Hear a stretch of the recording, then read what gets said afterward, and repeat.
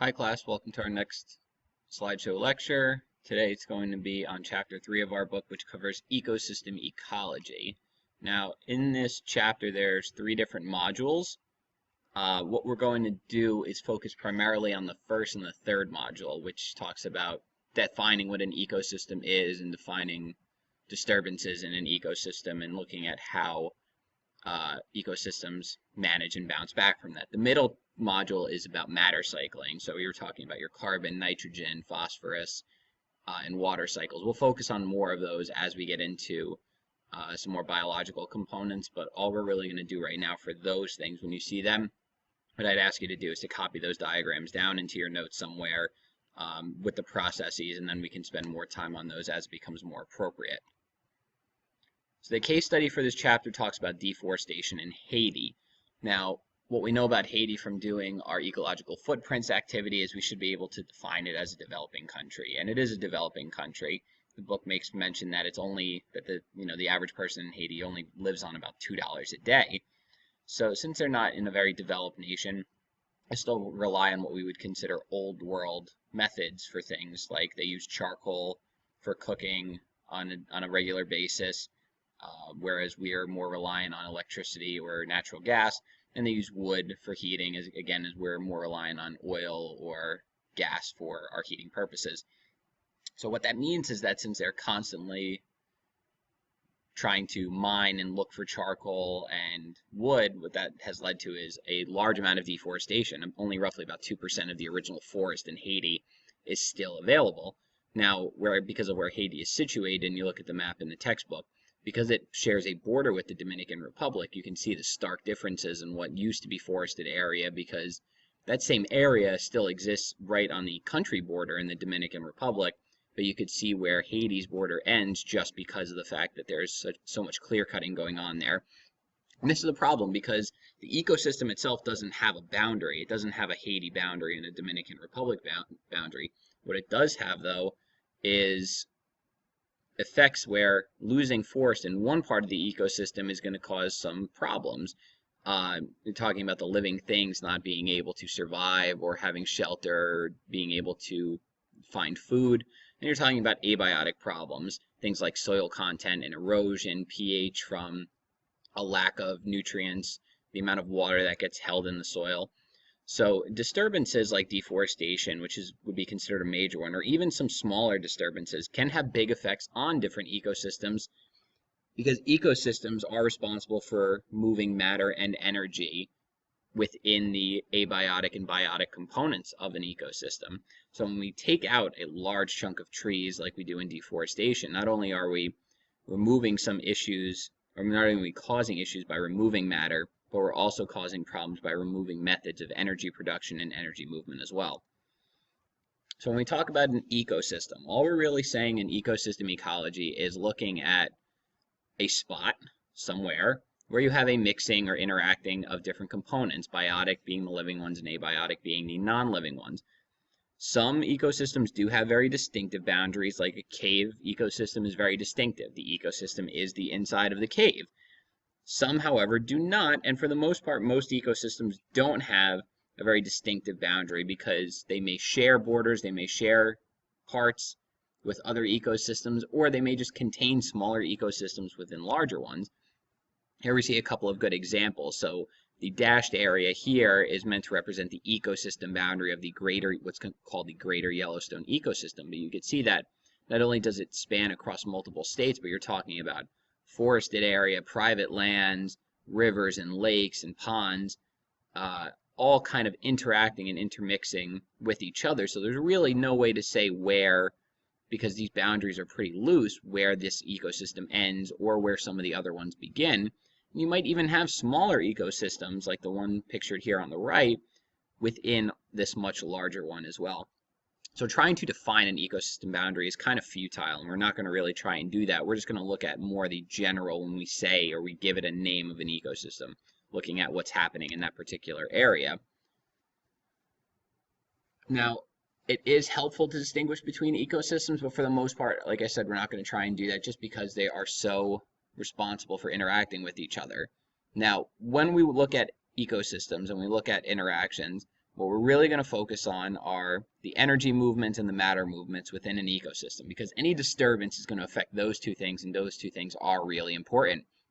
So quick bio review, we know that producers photosynthesize. Our autotrophs are the main proprietors of energy for an entire ecosystem. They're the ones that are capturing that sunlight, whether it's a terrestrial or an aquatic ecosystem. It's whatever those autotrophs, those producers that are there, are the ones responsible for actually getting that energy from the sun and making it usable for the rest of the organisms that would be in that ecosystem.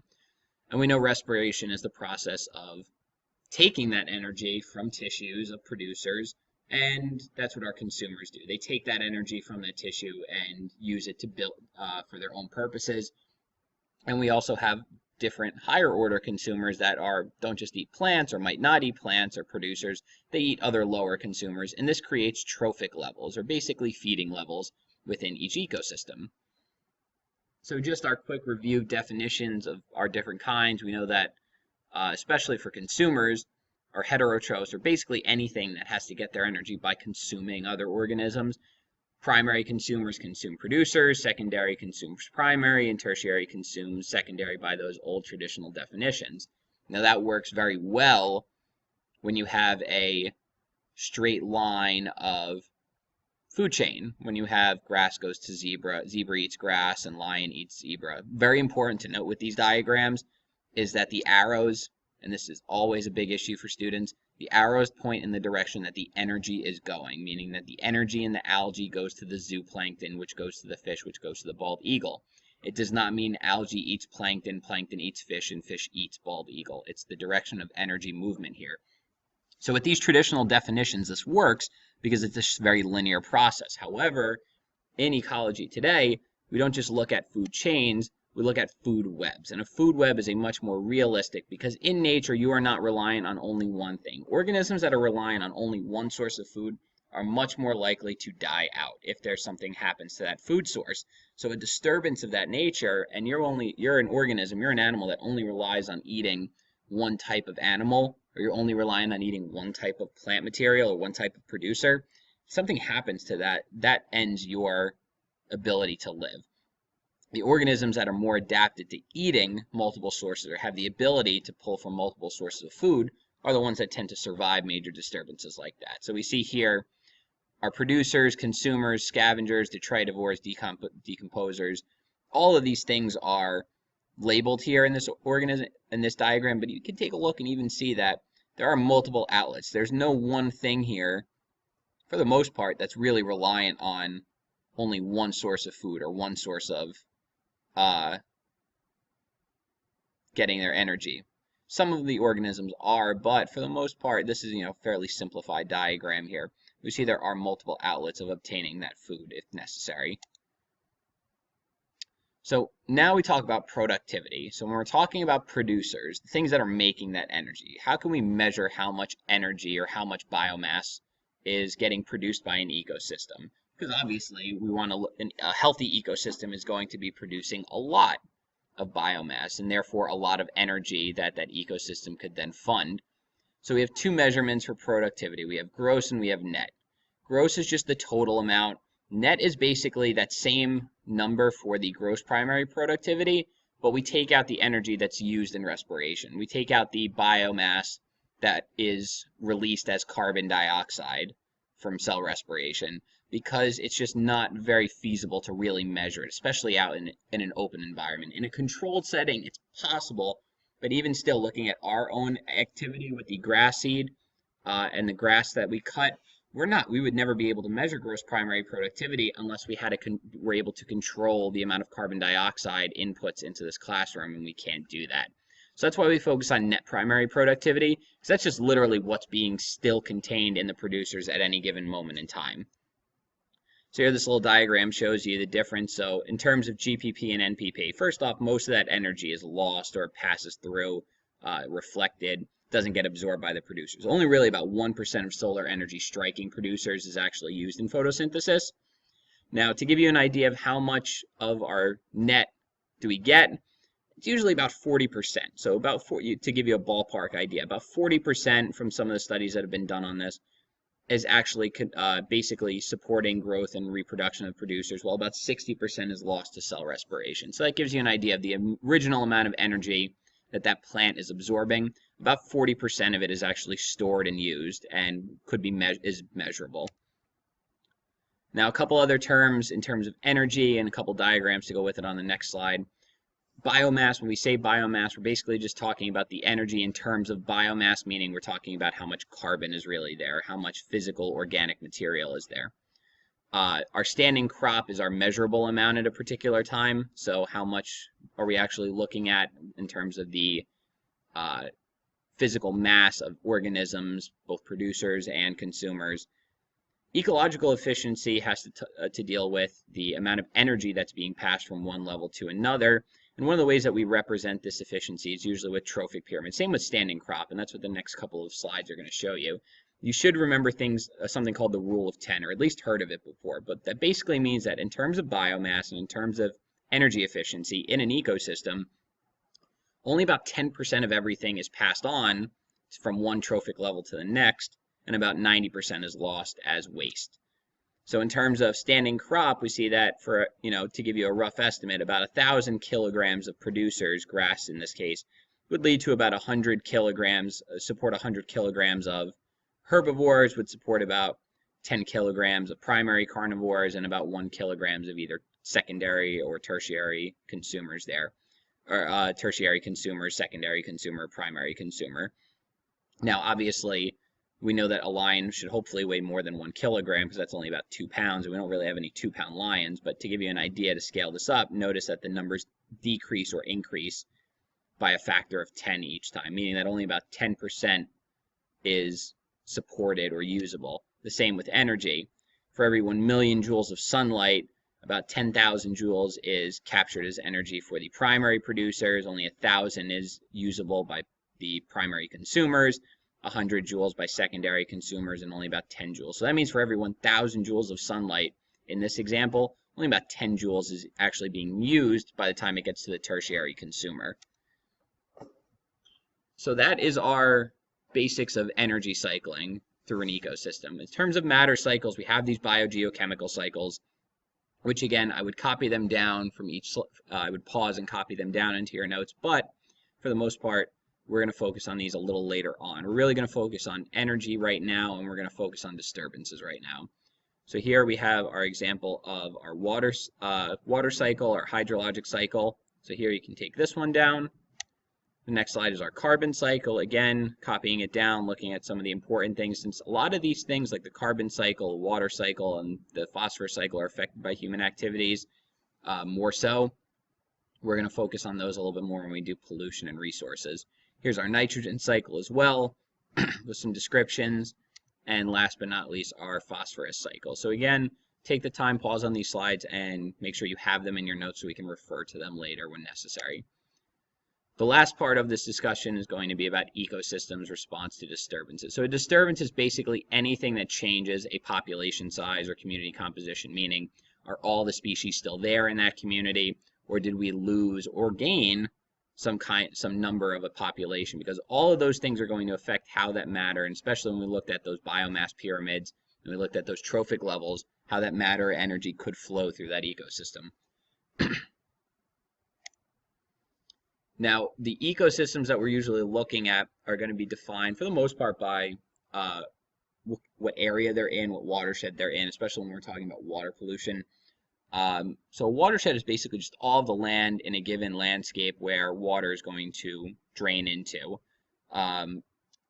If we take a look here, what we're actually looking at is a watershed study, and a watershed study is really a nice way of looking at disturbances, because in a watershed study, because all the water in a particular area is draining and going into or ending up in one spot, it's very easy to see what happens along the way, or at least see what's the final outcome when that happens. So here's an example of one that was done in, I believe, New Hampshire or Maine. I believe this might have been it was either New Hampshire or Maine. I'm sorry, I can't remember.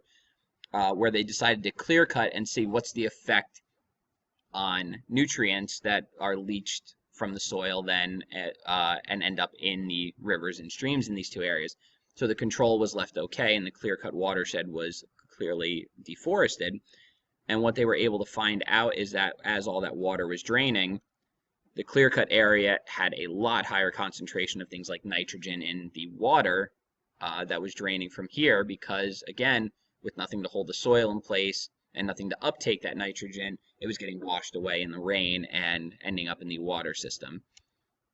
So watershed studies are nice ways to see how a disturbance could or does impact a particular area. Now, when it comes to disturbances, we look at an ecosystem's resistance, which is how much disturbance, how much can a disturbance affect its flow of energy and matter. And then we look at resilience, which is basically how fast can it go back to being normal? How fast can it go back to that steady state? And that's what restoration ecology is all about, looking at how these damaged ecosystems return to normal state and what's necessary to make that happen. You know, restoration ecology, especially when we talk about sustainable, having sustainable environments, restoration ecology is basically looking at how is that possible. Well, one of the ideas behind restoration ecology is this idea of the intermediate disturbance hypothesis, which is actually very interesting when you think about it, because what it basically says is a small amount of disturbance isn't going to lead to a lot of biodiversity. A large amount of disturbances won't lead to biodiversity. But just like Goldilocks, when you have the middle amount or just the right amount of disturbance in an ecosystem, it increases the amount of biodiversity. And the more biodiversity you have, the healthier that ecosystem is going to be. Because the more biodiversity there, the more outlets there are for matter cycling and for energy flow, and the less likely that thing is going to need any kind of restoration after a disturbance. It's going to bounce back to steady state much faster. So this is the graph that kind of shows that when you have infrequent disturbances, the number of species there tends to be fairly low, just because they're going to basically be, the ones that are there are going to be well adjusted. They're not going to have any kind of issues surviving. There's not going to be any reason for them, there's not going to be anything that's going to risk species survival there. On the higher end, in terms of frequent disturbances, again, you're not going to see a large number of species because when you have a high amount of disturbances, it's not a very good area for things to live in. So the only things that are going to stay there are things that are very, very well adapted to those areas and well adapted to those disturbances. But when you have just the right amount of disturbance, things that basically shake up the ecosystem occasionally, random, not infrequent but not very frequent events, what it leads to is changes. It opens up niches where different species of either producers, consumers, decomposers, whatever, could find and get a foothold and survive in this area. So when you have a decent amount of disturbances, and next week we'll look at some cases of this happening and leading to developments and leading to biodiversity increasing in particular areas. We'll look at a couple of case studies, and it's actually really fascinating the fact that the right amount of disturbance is actually a good thing. The right amount of changes in an ecosystem, whether small or large, is actually a good thing because it leads to a healthier overall ecosystem, whereas infrequent and frequent or very frequent disturbances doesn't mean the ecosystem's not healthy, but it's just going to have a lot less biodiversity, meaning that if there is a big problem or a big change in terms of matter cycling or energy flow, that could have a real big impact on that ecosystem. So the last thing we're going to look at with ecosystem services is just a couple of things to know, a couple of terms that you might see pop up. So when you hear people talk about provisions is just another term for goods. Regulating services are natural portions of ecosystems, things that we would consider sinks that help regulate environmental conditions, things like wetlands, or basically, sediments, things that are help to provide a service without any kind of cost or capital involved. Support systems are things that are support or do support these natural services. Pollination is an example of a support system. Pest control by other animals. We mentioned resiliency before. The resilience of an ecosystem, very important, does depend on species diversity. And then the last thing being cultural services, ecosystems providing cultural or aesthetic benefits to many people. Talking about, we'll go through some specific examples of these later on, but just some terms in case you see them, in case they pop up. Good to know what the difference is between them. Specifically, we'll go into regulating services versus support systems versus cultural services in a little bit more depth through some activities next week. So that is it for Chapter 3. Make sure you take a look at this lecture before its due date so that we can spend the next 2 weeks talking about ecosystems and talking about specific cases involving ecosystems.